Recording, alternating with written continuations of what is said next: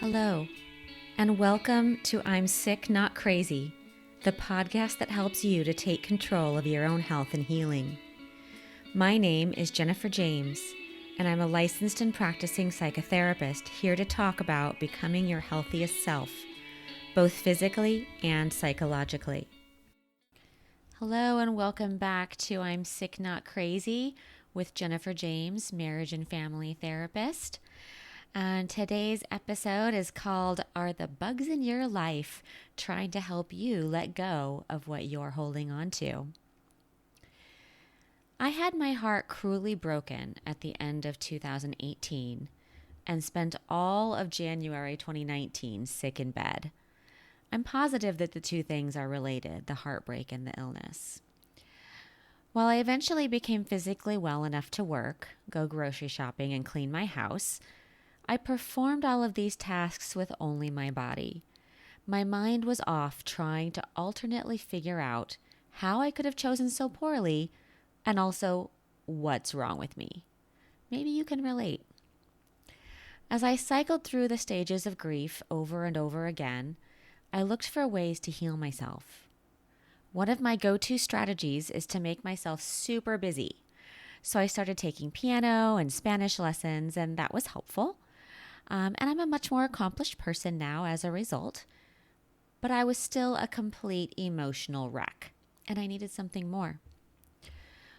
One morning, I was scrolling through my email, and I found a message from the universe in the form of an email from Heather Ashamara, who is a spiritual teacher that I follow and also the author of the book Warrior Goddess Training, which I highly recommend.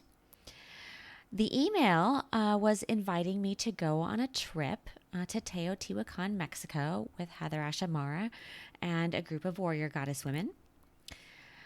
And Teotihuacan, Mexico is a place that I've wanted to go ever since my high school Spanish teacher showed us photos of the Pyramid of the Sun and the Pyramid of the Moon, which are located in the Teotihuacan complex. So I opened the email. If you've never heard of Teotihuacan before, please look it up. The photos will blow your mind. It's a pre-Columbian pyramid complex northeast of Mexico City with 3 beautifully preserved pyramids along what's known as the Avenue of the Dead. As I read the description of the trip, my heart spoke up and said, I want to go there. And since it was the first time my heart had said anything except for, I hurt, in months, I pulled out my credit card and I booked the trip. It was one of the best decisions I have ever made because Teotihuacan turned out to be powerful medicine for my grief. Every day at the pyramid complex felt like I'd been transported to another world, so majestic that my heartache seemed petty and unimportant. I climbed to the top of both pyramids, descended into the Temple of the Butterflies, and bonded with an incredible group of women. But there is one experience that I particularly want to share with you today. Each day, we gathered and walked out to the pyramid complex for ritual. On the particular day that I want to talk about, the instructions were to walk the grounds gathering stones. Each stone was to represent a loss. I didn't know yet what we were going to do with these stones, but I had losses and I was ready to represent them. So I went out and, with the determination that I give to most tasks, gathered 2 heaping handfuls of stones. Then I went to the assigned meeting point and waited for the others to finish their task. The only other woman at the meeting place was the co-leader of the group, Emily Greaves, who has an amazing personal story and is an incredible painter. Feeling a little shy and a bit starstruck, I said hello to her, but then waited quietly for the rest of the group to arrive. The longer I stood still in the sun, sweating, the more bugs began to take interest in me. When a particularly nasty bug landed on my arm and bit me, I jumped, dropped all of the stones in one hand, and swatted the bug. With the danger over, I sighed and proceeded to try to identify and regather the stones that I'd been holding on to. Emily Greaves watched me, saying nothing. When another, even more enormous and hideous bug landed on my other arm, I dropped my stones and swatted it away again. This time, however, instead of staying silent as I began to pick my stones back up, Emily said, "Maybe those bugs are trying to help you let go." I froze. What an incredible idea. I looked around myself at the swarm of bugs, then at my empty hand, and then at the stones strewn around my feet and thought, maybe the bugs are trying to help me let go. Then, just as I decided not to gather those losses back to myself, the biggest blue-green dragonfly I've ever seen circled my head a couple of times and flew away. I looked at Emily Greaves and said, "Did you see that dragonfly?" She smiled and said, "Yes, I did. Dragonflies symbolize illusion." Then I had the epiphany.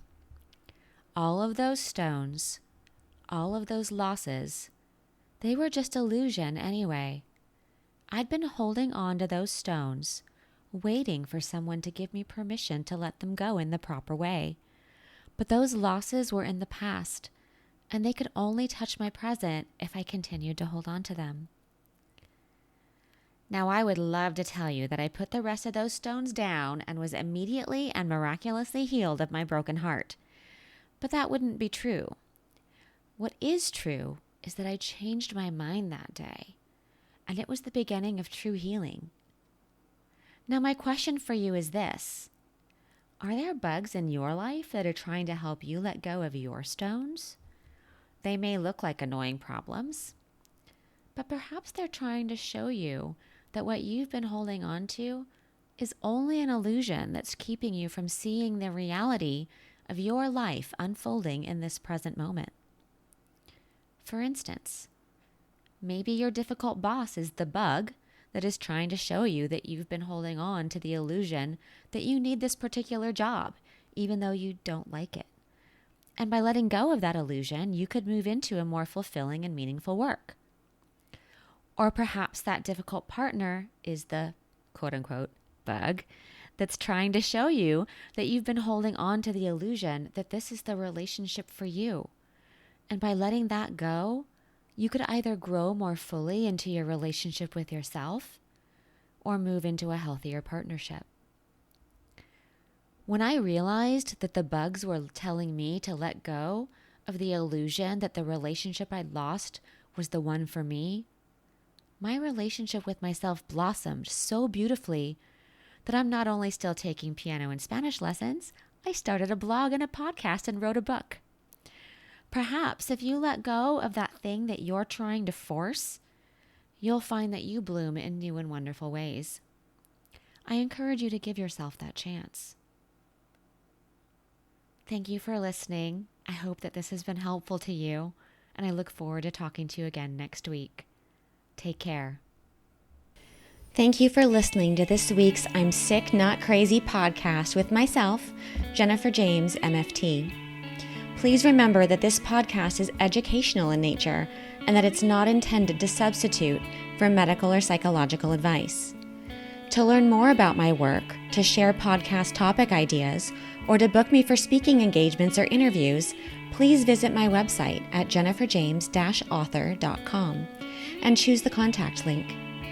If you would like to support my work financially, you can find me at patreon.com/JenniferJamesMFT. Thank you, and remember that you can take control of your own health.